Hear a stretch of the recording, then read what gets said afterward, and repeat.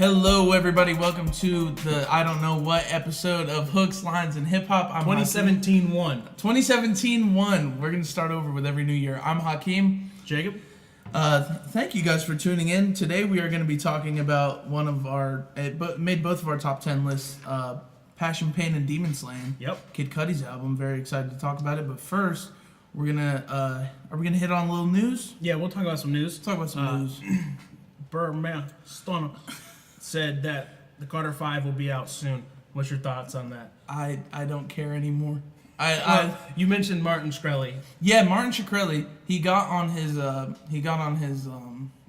it's his like live streaming, and he played a snippet, 10 seconds of an unreleased Lil Wayne song, saying that he had bought the Carter 5 off of somebody, and him and DJ Academics had like over an hour long interview. Supposedly he was going to explain to Academics how he got the album and stuff. And with that news, it sounds like he maybe just got an advance copy, if he even got it, or somebody finessed him out of some money and gave him just some unreleased trash. That dude is bad news, I'm telling you. He bought the Wu-Tang album. Well, you saw the Charlemagne, or the Breakfast Club interview, yeah, and they're talking about this shady building that they were both confused that it's like both of them knew. It's an about. investment. It's an investment company that It's a secret society, is what he means to say. Put on your tinfoil hat, folks. Yes. Jake's got a conspiracy for us. No, that's a shady dude. Anyway, this Chris Brown Soulja Boy beef. Does Soulja Boy have a death wish? Did you see that video that he did where he went into the hood? Yes. With all his Soulja Boy should stay out of the hood. Pyros. He ran into the guy who filmed the video for Chris Brown, and he like put his arm around the dude. And he was like, "Hey, I'm blood," and then the dude shoved him. Look, Chief Keef had like 12 guys on him, so the dude wasn't gonna do it. If he has a death wish, he should probably just go after the game. I think we're gonna see the game, and then Soulja Boy will be gone. Yeah, I don't really know what gang control too. What gang does Game affiliate with this month? Because who knows? He's like a Bompton, and then he's a Crip one time, but I think we're gonna see within about 2 or 3 months, Soulja Boy checking into a mental institution. Did you see Floyd Mayweather said he would pay for a celebrity boxing match? No, Chris Brown supposedly wants to set up a boxing match with Soulja Boy. That would be hilarious. He's training Soulja Boy, dude. That's like little man syndrome at its finest. Chris Brown looks like he does too much cocaine, so I think he's out of shape. And Soulja Boy's crazy enough to believe that he could kick someone's ass that he might do it. So I think it'd be a good match. What's the guy that's so Raven? You know what I'm talking about? Orlando Brown. Did you see his little freestyle about it? It was actually good. He's a very interesting character. Yeah, we're not gonna talk about him. Yeah. Anyway, this was an article on Hot New Hip Hop. It said the album we're most hyped for in 2017, and some of these shocked me. Well, one of them really shocked me. Big Sean's album, I Decided. Ye's TurboGrafx 16, which I'm sure will change name 20 times. Right. I hope he makes Young Thug's High Tunes. Yes. Was on there. Yes. More Life. Drake. Yes. I didn't know that Travis Scott announced another album, Astro World. Him and Quavo might be doing a collab too. And then the Migos Culture album. The singles I've heard from Migos have been really good. And somewhere in Africa they shot one of their videos. Really? Yeah. That's pretty good. I saw an article about that. Out of those, which one are you really just frothing at the mouth to hear? Besides the Kanye one, Jake. That would have been my first. I would say Astro World. The singles for More Life were good, but it didn't really strike me as I can't wait to hear this. Yeah. I think also we just got Drake overload for the past year. I'm curious to see what the Big Sean album sounds like, because he's hit or miss. There's no in between. I would say he's most improved. Because the single he put out, Bounce Back, was absolute trash. I don't know if you heard that yet or not. No. I just took it. I'm not really certain. Bounce Back. It was awful. But then he put out the Living Single song with Jeremiah and Chance, and that was a good song. But yeah, there's no in between. He's either good or bad, in my opinion. I kind of, if Big Sean comes out with an album, I want it to be feature heavy. We'll see. Because I think he can handle a hot 16, but he can do it every once in a while, but I like him on features. Yeah. I think he's a good feature artist. The last bit of news, did you see that we can finally see Chance the Rapper's daughter? You know, you had the line, daughter's like Sia, you can't see her. You're right. He posted like a flurry of pictures of her. Is everybody so excited? Yeah, I guess. She's She's a cute girl. Are you gonna name your daughter after her? No. I named my cat after him, though. Yeah, Chance the Napper. Yeah. So that's pretty cool. That's cute. I'm Maybe excited. he did that to compete with Daddy Ye and Mama Kim K, because she just came back on Instagram with her first post since Are being they getting a robbed. divorce or not? No, I think that's all lies. I hope it happens. I think it because she just posted a little thing like of home videos that they've done, Right. and this is my opinion. Obviously, I don't know them, Mm-hmm. but I truly believe he cares about his family. I do too. I just think that the Kardashian family ruins lives. Yeah, and that's a hard life to live, being both famous, having to keep up your same lifestyle but live together. You know, I was thinking about this the other day. Kylie Jenner is Drake and Kim is Lil Wayne. What? Kim Kardashian had her peak when she released the sex tape. She had a few great nudes, and then now at first you saw Kylie. You saw Kylie when she was like 17 and a half, a couple months from turning 18, and everybody was like, whoa, potential. Just like Drake had on the early Young Money collaborations. And then Drake just took off and surpassed Lil Wayne. He said Wayne couldn't have chosen a better successor. And honestly, Kim Kardashian could not have chosen a better successor than Kylie Jenner. She's going to be the next big thing. All she needs is to release a sex tape. She's going to take off. Why do we have to bring the Kardashians deeper into rap? I don't know. There's a curse, though. There's a Kardashian 21 curse. Savage is about to be on a song called Kylie's Daddy, I think. I saw an article. That'll be trash. Hot trash, excuse me. Make her eat her Plan B. Alright, we're going to move on to Passion and Pain and Demon Slayin. Yes. What songs did you like? Oh, boy. I like the singles. I think all the singles had a substantial amount of weight.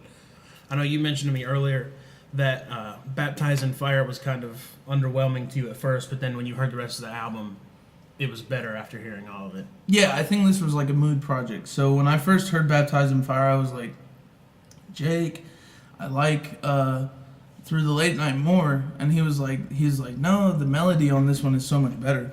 And I didn't really think about it until after I heard the full album, and I liked it more. Well, all the singles were good. The singles were Frequency, Baptized in Fire, and Surfin'.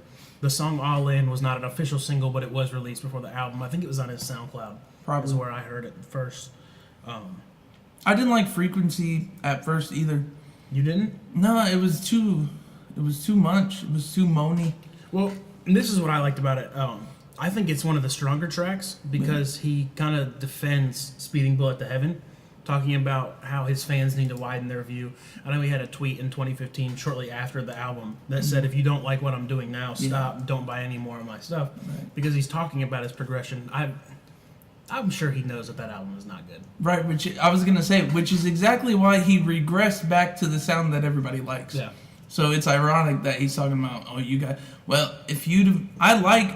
if you listen, there are some left field hip hop artists that do it right. Death Grips, if you listen to Death Grips, they're like metal, they're hard as fuck, but I like their music because it's executed well. Speeding Bullet to Heaven wasn't executed well. He'll never be able to defend that album. No. Not in my eyes, anyways.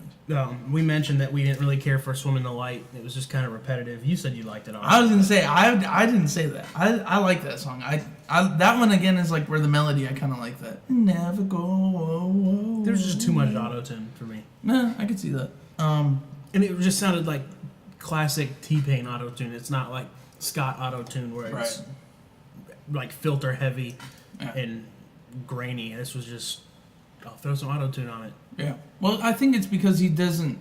That's not necessarily a sound. It was just like something that he did for that song. He's more like Cudi's a crooner. You know what I mean? Yeah. Like That's why when people were saying like this is a really long project or like he really fleshes out songs longer than they need to be. Well, if you go back, like a lot of his albums were always like that. Like he just has that moaning like. He uses his voice to indicate like longing and sadness. And they're all fairly long. All his project. The only one, Satellite Flight, was short, and Indicud was not as long as the rest of them. No, Indicud was it long? Indicud was long. It just had a lot more, I think, variety Okay. in it. This one's very consistent all the way through. How many minutes was it? I know it was over 80. When it was 86? 86 minutes. 19 tracks. There was definitely beef he could have cut out. What are some of the ones you think could have cut out? I'm going to say Swim in the Light. Okay. One. Right. Let me look at the track list. Releaser was alright. Fuck with Releaser. I like that song. The Commander, I really didn't care for. Mature Nature, did you like that one? At first, no, but it's kind of grown on me a little bit. It's an iffy one. I could see cutting that one out. The second half is a little rocky at first. Yeah.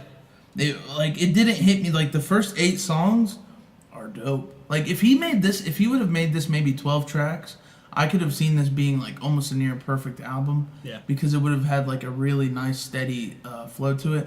But with 19 songs, at some point you're either gonna get like this feeling of just I've heard it before, or you're just gonna keep enjoying the instrumentals and kind of just have it in the background. Did you like the Willow Smith feature? I know we mentioned this in conversation before that the production did really well in blending their two voices. Yeah, I also listened to Willow Smith's some of her solo work, and I think she's very talented. So yeah, I definitely enjoyed this one. She has a remix of a song called Easy Easy that I really like that I think you guys should check out. So you're just overlooking I whip my hair back and forth? No, I'm just not even gonna think about it. She made that a long time ago. That's not her vibe at all. I feel like that wasn't even her song. I feel like she just like did it because she's Will Smith's daughter. Nobody else would have cared if it were anybody else. She's more talented than her brother. I'm gonna say that, and that's all I'm gonna say. Yeah. I mean, he's got some tracks. Please stop. That's a guilty pleasure. I won't Please say any more stop. about it. I won't say any more about it.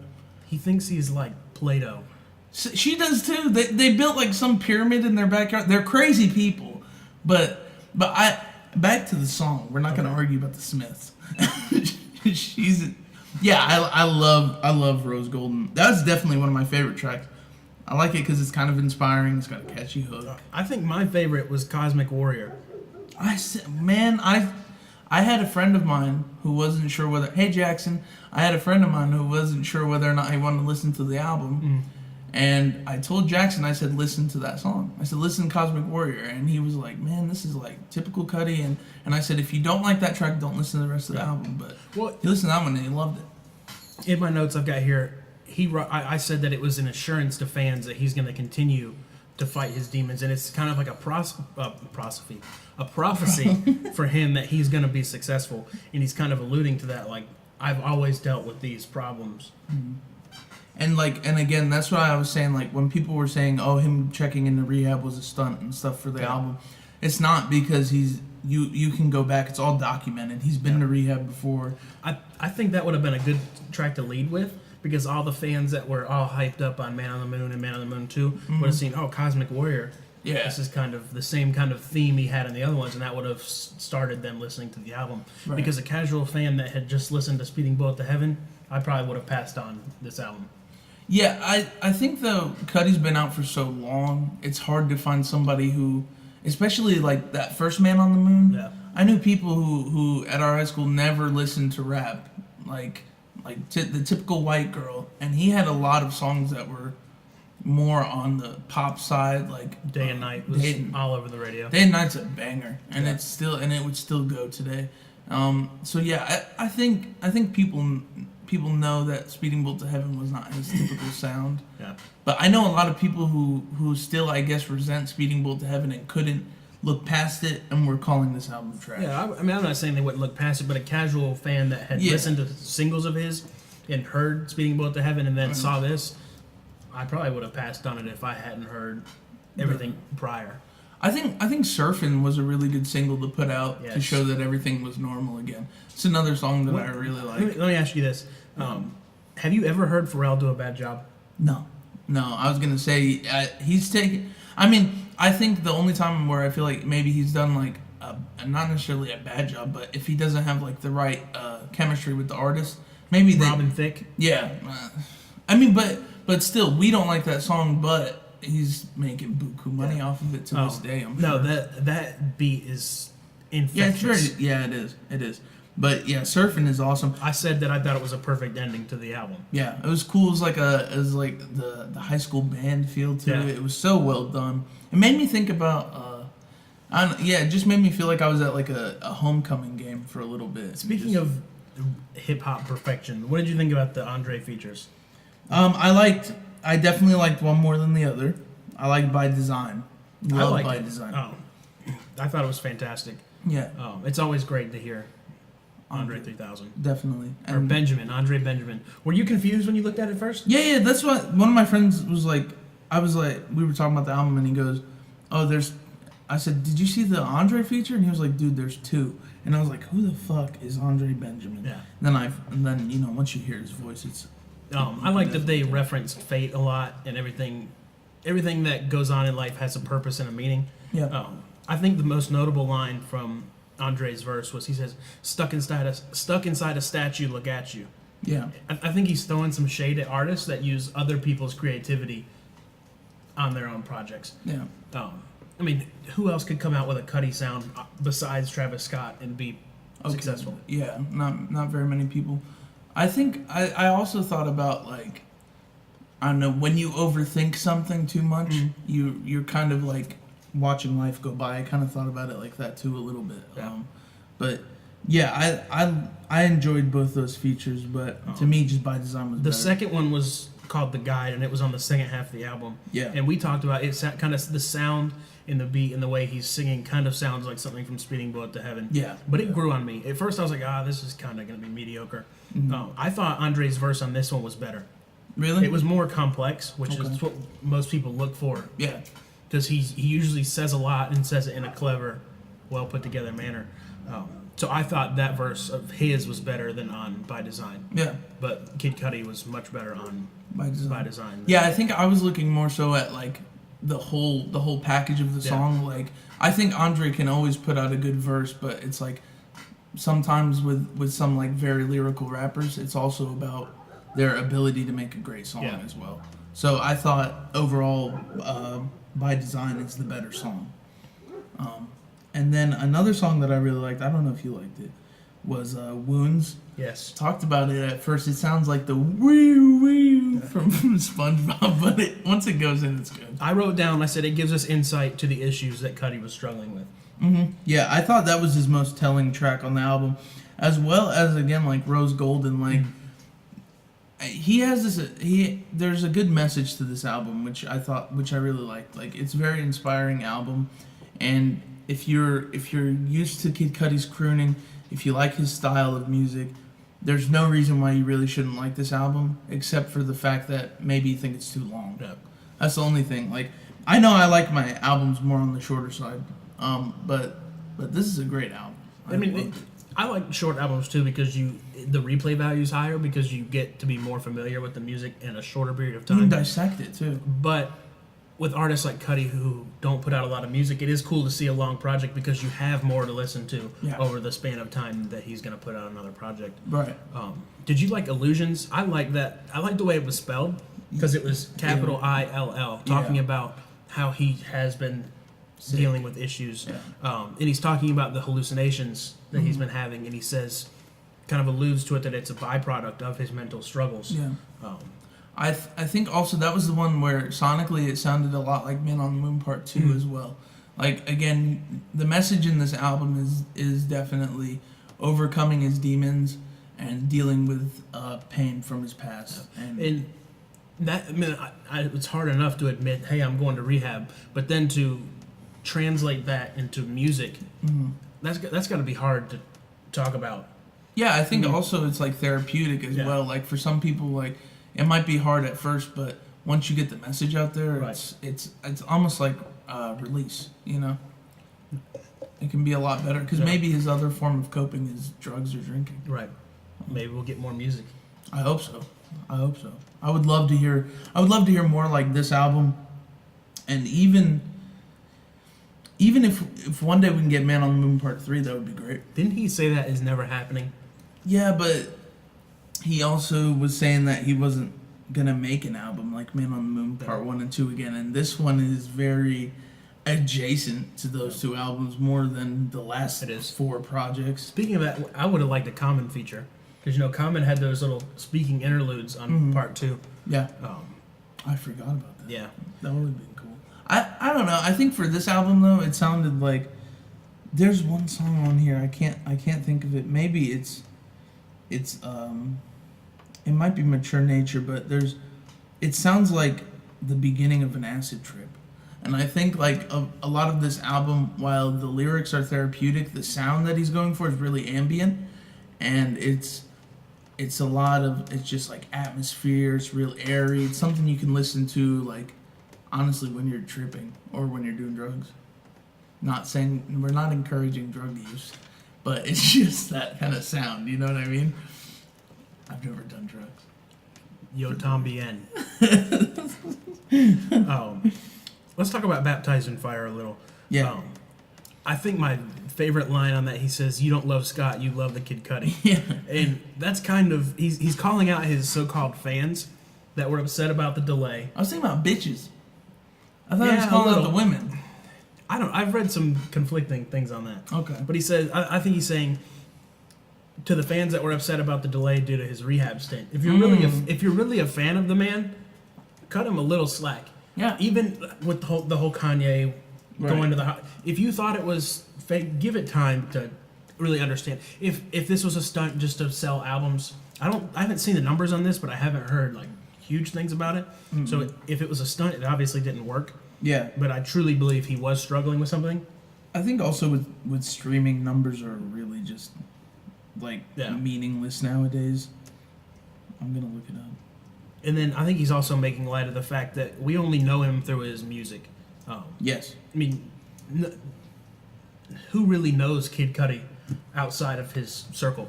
Yeah, probably. I mean, not very many people. He Nobody. also doesn't do a lot of interviews. I think he's kind of like a Drake, where all of his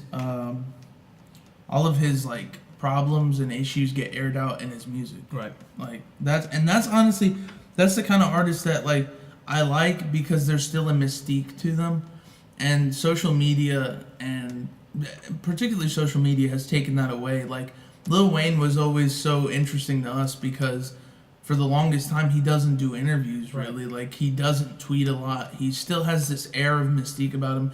Even now, like you don't know too much about him. Right. You really don't, and I like that. Like I think that should be kept. You know what I mean? The Travis hook is fire. Mm-hmm. The melody in that, I mean, you said it, we both said it. He's the master of melody. Yeah, he definitely is. This may sound blasphemous, but I think he may have surpassed Cudi in Travis? the way he manipulates his voice to make music. Which the person that started that, in my opinion, is Kanye. The way he uses and manipulates his voice. And he was inspired by T-Pain, though. Yeah. I'm talking about, this was on Jesus Walks. Oh. I saw, it was like a 9-minute video. A lot of those instruments you're hearing are actually Kanye's voice. So he kind of beatboxed a little and made sounds with his voice and manipulated his voice to be more melodic, because most rappers don't use melody. Right. So, I don't know. I think he could be viewed as better. Yeah. I think the thing also you got to remember is Travis Scott is at his peak right now, and that sound is so hot with everybody. So it's about, for me, it's about who has more staying power. Kid Cudi's been in the music game, I would say at least 6-7 years. Probably longer than that. I mean, at least, okay, so we'll say at least 7 years. So for anybody to maintain that kind of staying power and still generate interest in their music, to me, like, you can't be surpassed quite yet. I think that also has to do with the mystique of him, because we haven't seen enough of him to want to be like, okay, we're done with our interest. I like that Travis refers to Kid Cudi as his big bro. Yeah. And he talks about wanting him to come home. And it's not really clear in the music if he's talking about, like, come back to the family that is good music, or come home from rehab. It was kind of like an open-ended statement. Yeah. which either way makes sense Yeah. in the situation from our perspective. I think I could definitely see him signing back on to Good Music, which would be really great for both of them. The song, it was on Hall of Fame, the Big Sean album. I think it's First Chain. First Chain, yeah. He talks about how good he's like good music forever, and that was right after they had the falling out. Yeah, because Indica, he said that like when Indica first came out, there are a few with the Good Music label on them on the actual CD, and then there are some that came out with I think just Universal or whoever they're signed with. But yeah, I kind of wish he would come back. I think it would. Well, I know that I don't think that they haven't like banished him because obviously he was on Father Stretch My Hand. Him and Kanye, like, they embraced each other at the concert. He was at the screening for, not the screening, but the listening party for Life of Pablo. Yeah. So they're definitely still friends. I just don't think the business relationship worked out the way they would have wanted it to. Yeah. I found out, by the way, the sales for Kid Cudi's. The first week sales were 25,000 were like hard copies, I guess. And then 48,000 total with sales and streaming. Okay. And then if you want a comparison, I guess, Gucci Mane's Return of Iselena Santa did 33,000 with sales and streaming. That hurts. Yeah. I mean, he has his place in music, but yeah, I would have rather 33,000 people bought Kid Cudi's album than Gucci's. He definitely should be doing more, but again, I think it's with the last 3 albums he's done, he's alienated a large amount of his fan base. True. Like, I completely skipped over Satellite Flights. Well, half of it was instrumentals. Yeah, that was another thing. Like, it was easy to skip over. And that album came out, like, with no marketing. Yeah. It just came out. Yeah. Yeah, it was... and there was a bit of an influence on that one from that album. I was telling you, especially on Flight at First Sight, you can get that, like, kind of that space. It sounds like space sounds whenever, like, a lot of the album just sounds like he's in space. Yeah. And I thought that was pretty cool because he's the man on the moon. Yeah. So what would you rate the album? I put it as number 2 on my top 10, and I think now that I've sat with it more, it's still a great album. Yeah. But its shortcomings are more apparent, I guess, because after the hype is kind of gone. But it's still a solid 8. I was gonna say an 8. An 8, yeah. I think there's a lot of great qualities to it, but again, with it being so long, you're right. Like, it's more music for us to digest over the time that we have to wait for the next album. But he could have, like we said on the Weeknd's album, he could have trimmed the fat, made it more, like, not necessarily concise, but just more of a solid project. Yeah. And it's hard when you come out of the gate with Man on the Moon, the first one, and it's really good. Yeah. So when you come out of the gate with a strong album that is accepted extremely well, it's going to be hard to continue to top what you had. What is it, Tyler on Goblin, where he's talking about how he's going to top Bastard? No, it was on Wolf talking about how he's going to top right. Goblin. So that's a huge struggle that artists have when they're creating their next project. They're thinking, how can I make this better? And I think Kanye kind of has the edge because every album sounds different. So he doesn't have to live up to expectation of the previous album. So it is hard to come out with something better. Like, I'm a huge advocate for Take Care as the greatest Drake album that will ever come out. Mm-hmm. And that it's hard for him to top that, even though his sound has changed dramatically since Take Care. It's in my top 3. What about your top 5? Top 5. I still think If You're Reading This is my favorite because he just raps his ass off. And I love that. I was not a fan of that when it came out. I know. That's what I found so funny is because, but when Nothing Was the Same came out, I wasn't a fan of that one. But yes, this is a very solid project. I would highly recommend listening to it, especially if you're a fan of old Kid Cudi, or if you're a fan of the singles. I think you'll obviously enjoy this project. If you're a fan of Speeding Bullet to Heaven, please, God bless you. First of as all, we say here in the South, God help your soul, because I don't know how the fuck you listen to that trash album. Butthead. God, that's so terrible. All right, great album cover though. I wish for Speeding Bullet to Heaven, not for this one. I kind of wish the album cover was different. It's a bit too. It kind of made me uncomfortable. Yeah, I was like, this is kind of sensual, Cudi. I don't know how I feel. We can't talk. Barter 6 was weird as fuck. Yeah, Young Thug and Jeffrey is weird as fuck. Yeah. Oh, it's a good album too. All three of those are good albums, but the cover is a little bizarre. A good album. Yeah, I don't have very much more to say about this album. I really loved it when it first came out, and I'm still loving it now, just not as much as I did because, like, for the first 8 tracks, it's so solid. Yeah. And that's why I said, like, if it were 12 tracks, I think I would be a lot more just still crazy about this album. But with 19 songs, it's like it kind of takes a quality dip for the first 3 songs after Baptized in Fire, and then it picks back up. Yeah. But great album. Good job, Cudi. All right, let's talk about Complex put out a list of, they ranked the Kanye albums, which in their list they had Watch the Throne and Cruel Summer. Yeah. Okay, we're going to steer away from those. We're not going to count those as Kanye albums. They They're would more both like be Kanye, last anyways. They were Kanye collab. I like Cruel Summer better than Watch the Throne. I was indifferent to both of them, so it could be like 8 or 9 interchangeably. Do you have the Complex one pulled up, or do you just want to go over what we? I think I could pull it up now. Okay. It's caused a lot of I wouldn't say controversy, but it's been talked about a lot on Twitter. Chance came out and gave his list, and a lot of people were criticizing him for. I think he had 808s last, which is bizarre to me. Right, but you got to remember I think he's an older fan of Kanye. And Kanye's been around for so long. Yeah. So people get introduced to him at different points in their lives and his life. Yep. So the albums mean something different to you in the timing you heard them. Like obviously 808s, that's going to rank higher for us because when we were getting into rap music, that was at the forefront. I can't find it, but yeah. This is what I like about getting into rap music kind of later in my life. Like I got into it when I was a teen. Mm-hmm.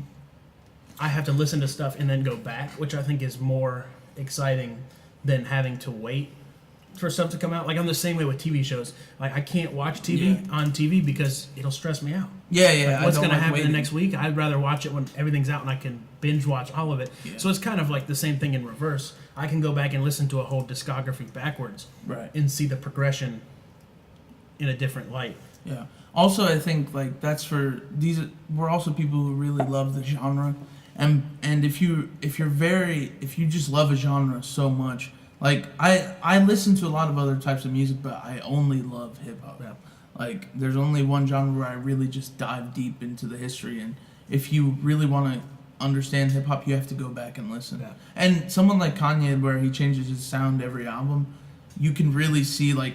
Either what you consider progression, some people thought like he's like just taking a step back, or some such a polarizing album like Yeezus people said was trash. But I remember when Jake and I were talking about it when it came out with Jay-Z's album. Jake loved Jay-Z's album at first. I said, go listen to Kanye's, and it like blew it out of the water for us. Like I still love Yeezus. That's one of my favorite. It's my favorite 40 minutes of my life. Sometimes gets me through the day. Another thing, like. I remember hearing big Kanye songs. Like I remember in elementary school, Gold Digger was huge on the radio. Yeah. And going to a Christian school, like if you're going around singing that, you get some looks. Yeah. So I remember seeing it, and he says, "You ain't messing with no broke." Well, obviously, as a like 9 or 10-year-old, however old I was at that age, I didn't know what he was saying in the real version, and teachers were like, "Do you know what he says after that?" And I was like, "No, I just heard it on the radio." And she said, "Well, it's a word that is offensive to other people." And she didn't tell me the word. So like she said, "This is the word." Yeah. She just said like what he's actually saying in the real song is offensive to some people. Yeah. So it was cool to go back and listen rather than hearing it in order. Yeah. So that kind of speaks volume to how each album is different to people based on their experience and the time in their life they heard it. For sure. Do you want to go first? I want you to go first because you're definitely the Kanye stan out of the two of us. Did you just call me from Eminem stan? That's like you're a fan. I wrote you, but you still didn't call it. Yes, you're the stan out of the two of us. Okay. I'll just choose to ignore that. He is. My Beautiful Dark and Twisted Fantasy is probably number 1 for me. Okay. And that I know that is huge. A lot of Kanye fans think that's the best one for him. Yeah, he said that he made Perfection when he made that album. Yeah. So that one's first. 808s is second. Mm-hmm. And I'll try to defend these in order as I go. Yeah. 808s changed the sound of rap music, regardless. just like the Migos changed the trap sound. Mm-hmm. I mean, you can't argue. There's not much proof to say no, he didn't. I mean, he had a lot of influence from T-Pain. Yeah. But he's the one that came out and really pushed it and started a whole movement. Yeah. College Dropout, that's essential. Yeah, that's one of my favorites. Jesus Walks. Mm-hmm. I know he compared Ultralight Beam to Jesus Walks. He said that's the new Jesus Walks. Mm-hmm. Kind of relating those two, I say The Life of Pablo would be fourth. Okay. And it kind of, I think it's fourth because it spanned all 7 albums. Yeah. The sound. I mean, he had Freestyle 4 and what was the other one? Fucking love Freestyle 4.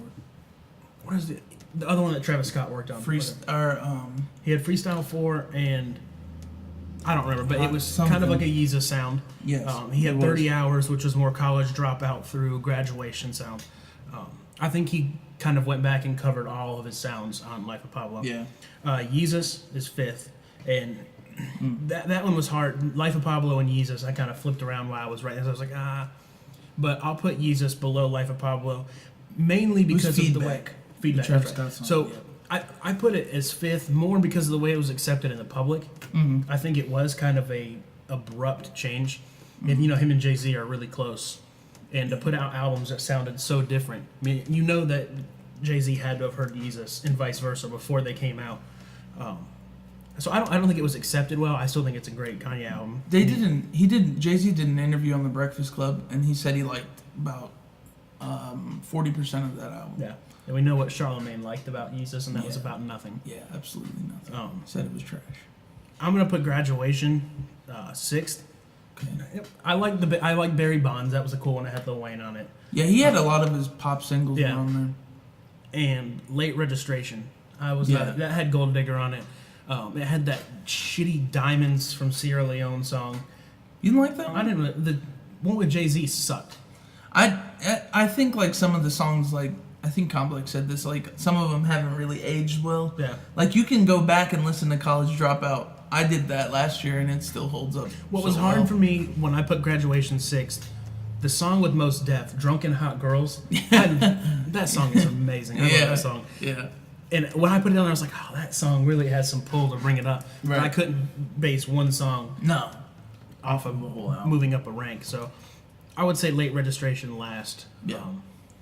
Old Kanye fans would probably want to like slit my throat over that. I cannot believe that 808s was so low on everybody else's list. Yeah, I think it's about who's making the list when you really got into Kanye. Like for me, the first exposure to Kanye was My Beautiful Dark Twisted Fantasy, and I remember this is how like when an album's so good, you remember where you were exactly. Like we had an English 2 exam to study for. I bought the album randomly from Target because that's what I used to do. I didn't know who the hell to listen to. My parents don't know a thing about rap music. They never will. And so, like, I just picked up My Beautiful Dark Twisted Fantasy because there was literally shelves of them at Target. Sea of Red. Yeah. So I just picked one up and I played that album all the way through about 6 times. Like, as I was studying, and I was like, this is insane. Yeah. So, I would do... You want me to do my list? Yeah, do your list. Mine got kind of screwed up with the numbers. I don't know what Apple did just now, but I'll just say them. I had a College Dropout as number 1 because I think like that appeases the old Kanye fans and the new ones. I put My Beautiful Dark Twisted Fantasy as number 2 because again it was like my first exposure to Kanye. Number 3, 808s. 4, Yeezus. 5, The Life of Pablo. 6 would be Graduation, and then 7 is Late Registration. Which, like, when we were talking about how one song can't bring it, Roses was on Late Registration, and he's talking about his grandmother dying. Yeah. And that's an awesome song. Yeah. But there was just not enough on that album to make me want to rank it higher. No, and like I said, like, I mean, a lot of people will quote Late Registration as one of them, like the Stones of hip hop, one of the albums you should go back to. But honestly, out of those, I would say go back to College Dropout more because it ages better. Yeah. And there's not really a slow moment on College Dropout. It's one of my favorite albums of all time for sure. I was looking through my vinyls. I don't think I even have late registration on vinyl. No, and I've seen it a bunch of times. I just never picked it up. But I do have My Beautiful Dark Twisted Fantasy. So do I. That's a dope packaging, by the way. Yes, if you guys like vinyl, get that. I'm sure you've all seen all the different artwork that came with. The cover art was different on every copy you bought. Well, the vinyl came with every single artwork that he did for that. Yeah. And those were actually all painted by him, if you didn't know that. Yeah. And the one with the girl like sitting on him, there was such like backlash because it was censored, and he was like, "It's art though," and I agree. That's pretty fucked up when it came out. Like I think it should have just been uncensored because it's drawings. It's not pornographic to me. Or to anybody who sees it, I feel like. I mean, if you're buying explicit music, are you really that upset about an explicit drawing? Nah, and it's like they show like half-naked women all the time in hip-hop videos. I don't see why a painting is all of a sudden censored. I could do a whole podcast on the censorship of music. Yeah, definitely. Coming from the South and being around a lot of Christian and Baptist people, they're so bigoted in the way they view things. Yeah. Like, if like listening to edited music on the radio, I know so many people that are like devout Christians, and I mean I don't want to call them bigots because it's kind of offensive, but they are. Yeah. And they like they'll listen to secular music. Yeah, they'll listen to secular music and are fine with it. But if you're that upset about them saying a word, would the fact that it's bleeped out and they approve of that not be enough to convict you enough to not listen to it? That's what bothers me.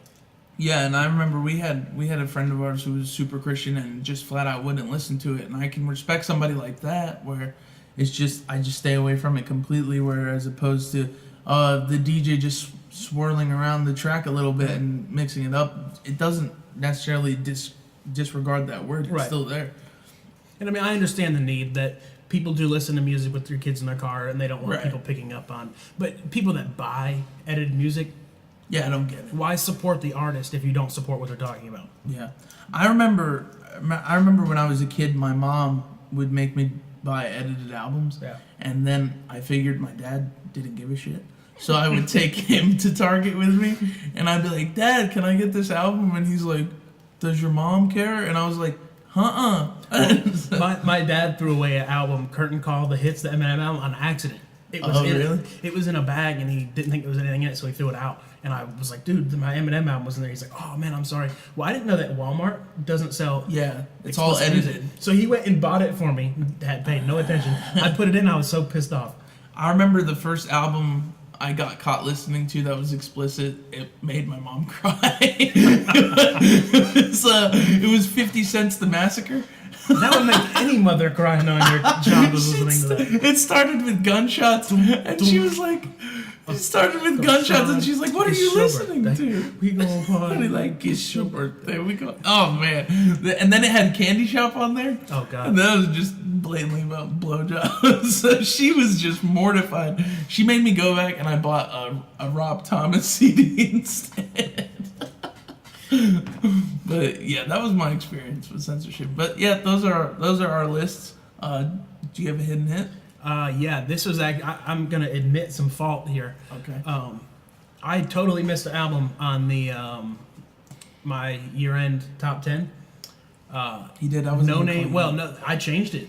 Shit. When I went back and Noname's album Telefone deserved to be in that list, and I don't know how I overlooked it. Yeah. So that's gonna be my hidden hit. Okay. I apologize for that. Have you listened to it? Yeah. You know how if you have Apple Music or download stuff on iTunes, you know the big songs they put a star next to. Mm-hmm. Literally I think it's like 10 or 11 tracks have stars. Yeah, it was a really big deal when it dropped. Yes. I think that was the summer release, wasn't it? I think that's why I like Noname. I think Chance was one of the ones who really put her on in the beginning, and that's when I had first listened to her. But yeah, she's very talented, and that's a great mixtape. And she can perform just as well as she can record. Yeah. She was on, it was Saturday Night Live around Christmas with Chance. They performed Finish Line and another song, I think. And she came out and did her part on Finish Line, and it was awesome. I like her spoken word style of delivery. Yeah. That's what really attracted me to her at first, and her sound. And yeah, it's a very good album. All right, so what's yours? Mine's a little bit kind of crazy. It's called Number One Stunna. It's not a Birdman track. It's by Suicide Boys. Suicide Boys are two guys from New Orleans and two white guys, and they take sounds from like 3 6 Mafia and Bone Thugs, and it's just really grimy and dirty, and it's kind of it sounds almost like gothic with their subject matter, but the way it's delivered is so good. And Number One Stunna is really catchy, and they've got like these punk rock length tracks. Like this song's only like 2 minutes, so definitely check it out. Suicide Boys, Number One Stunna. Yep, that's it. All right, that's been episode 1 of 2017. Hope you guys enjoy it. Happy New Year.